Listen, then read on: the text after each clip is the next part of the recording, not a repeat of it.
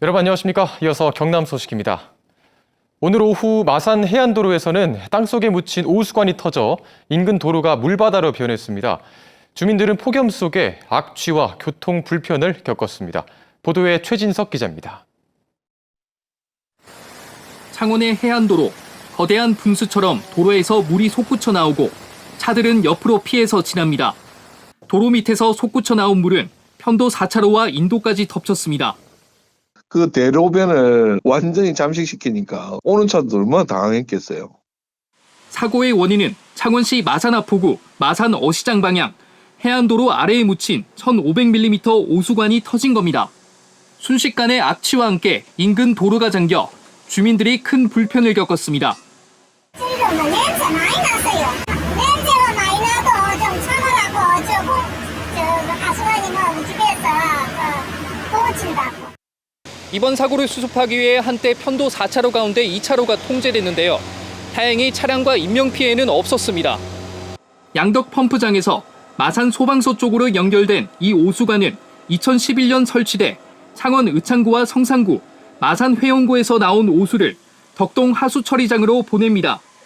창원시는 오수관 가스를 밖으로 빼주는 에어밸브가 고장나 무더운 날씨에 가스가 팽창하면서 관이 터진 것으로 보고 있습니다.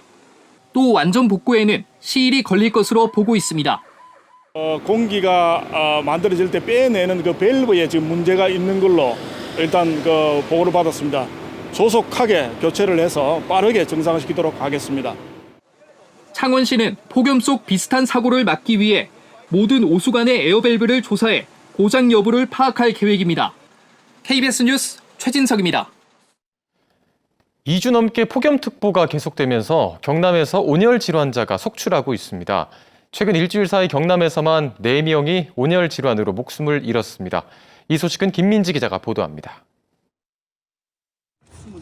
이동식 침대에 누워있는 한 남성이 숨을 가쁘게 몰아쉽니다. 구급대원은 남성의 체온을 조금이라도 낮추기 위해 몸 구석구석 얼음 주머니를 끼워 넣습니다. 눈 떠봐요. 마당을 정리하던 80대 A씨는 갑작스럽게 구토 증세를 보여 병원으로 이송됐습니다. 이날 김해의 체감 온도는 36.3도까지 치솟았습니다. 어지럽고 자꾸 올라가고 이런 일이 산이 가서 오는데 눈이 좀 돌아가니까 그렇겠지. 경남에서는 지난 3일 하루 감시체계 운영 이후 가장 많은 36명, 어제는 8명의 온열 질환자가 추가로 발생했습니다. 현재까지 경남의 누적 온열 질환자는 192명, 지난해 같은 기간보다 1.4배 많습니다. 이 가운데 50세 이상이 65%를 차지했고 79%는 야외에서 발생했습니다. 올여름 경남의 온열 질환 추정 사망자는 5명, 전국에서 가장 많습니다. 더위가 가장 심한 오후 15시에서 18시경 가장 출동이 많았고 특히 바다, 논, 밭 등 야외 작업이나 야외 활동 중에 쓰러졌다는 신고가 많았습니다. 소방당국은 폭염특보가 내려진 낮 시간대 야외 활동을 자제하고 불가피한 경우 2인 1조로 움직여야 만일의 사고에 대비할 수 있다고 강조합니다. 시원한 그늘로 옮기셔가지고 몸에 물을 조금 뿌려주신다거나 차가운 수건을 적셔가지고 몸에 대주시는 것도 방법이 될 수 있습니다. 또 의식이 없는 환자에게 음료를 주는 것은 질식의 위험이 있어 절대 하지 말아야 한다고 덧붙였습니다. KBS 뉴스 김민지입니다.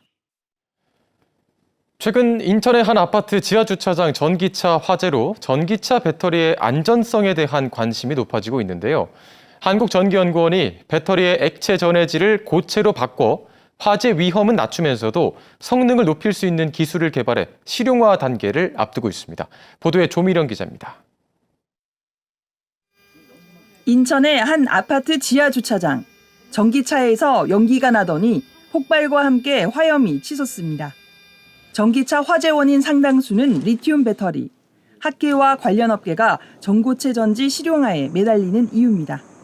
기존의 2차 전지는 액체 전해질로 만들어져 발화나 화재에 취약해 위험이 적은 고체 전해질로 대체하려는 겁니다. 1차적으로 고체 전해질을 15분의 1 수준으로 싼 값에 다량 생산할 수 있는 기술에 이어 이번에는 기존의 고체 전해질의 성능과 용량을 한 단계 높일 수 있는 기술이 개발됐습니다. 전지를 만들기 위해 양극판에 들어가는 양극활 물질과 고체 전해질, 전자의 이동을 촉진시키는 도전제, 바인더를 최적으로 혼합하는 기술로 양극활 물질에 고체 전해질을 배합해 부분 코팅하는 방법에 이르렀습니다. 전자나 이온 이동의 효율성을 높이는 데 성공한 겁니다. 2년 동안 끊임없는 실험과 다양한 시뮬레이션을 반복한 결실입니다.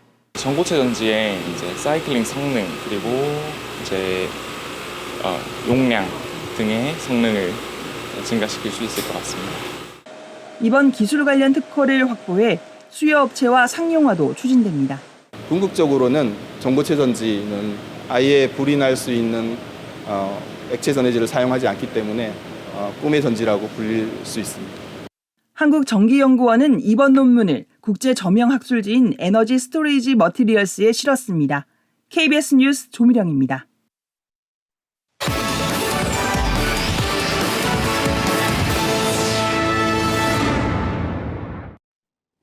1945년 8월 일본 히로시마 등에 투하된 원폭 피해 희생자를 기리기 위한 합천 비핵 평화대회가 오늘 원폭 2세 환호 쉼터인 합천군 평화의 집에서 열렸습니다.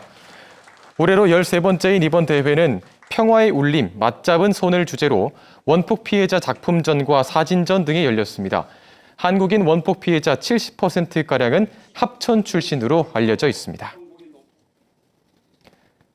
임금 협상에서 타협점을 찾지 못하고 있는 창원시 환경공무직 노동자 130여 명이 쟁의 행위의 하나로 이번 주 집단 휴가를 냈습니다. 이에 따라 오늘부터 닷새 동안 창원 의창구와 성산구에서 재활용품 수거와 시가지 청소가 전면 중단됩니다. 창원시는 이번 주 재활용품 배출을 자제해달라고 당부했습니다. KBS 창원방송 중국이 보도한 허가와 다른 하천 점용, 명백한 인재, 연속기획 보도가 117회 이달의 영상기자상, 지역뉴스 탐사기획 부문상을 받았습니다. 작품을 촬영한 이하우 최현진 기자는 하천의 공사용으로 설치된 임시도로가 실제 허가와 다르게 만들어져 집중호우 당시 피해로 이어진 문제를 입체적 영상으로 보도했다는 평가를 받았습니다. 박원순 경남지사가 포함된 국민의힘 시도지사협의회가 야당 주도로 국회에서 통과된 전국민 25만 원 지원법에 대해서 대통령 거부권 행사를 건의했습니다. 협의회는 성명을 통해 해당 법률안이 정부의 예산 편성권을 침해하는 것이며 13조 원 투입에 대한 효율성이 검토된 바 없다며 대통령 제2요구권 행사를 건의한다고 밝혔습니다. 최근 하동에서 물놀이 사망 사고가 잇따랐습니다. 그제 오후 4시 반쯤 하동군 화기면 용강리 한 계곡에서 40대 남성이 의식이 없는 상태로 발견돼 병원으로 옮겨졌지만 숨졌습니다. 지금까지 경남 소식이었습니다.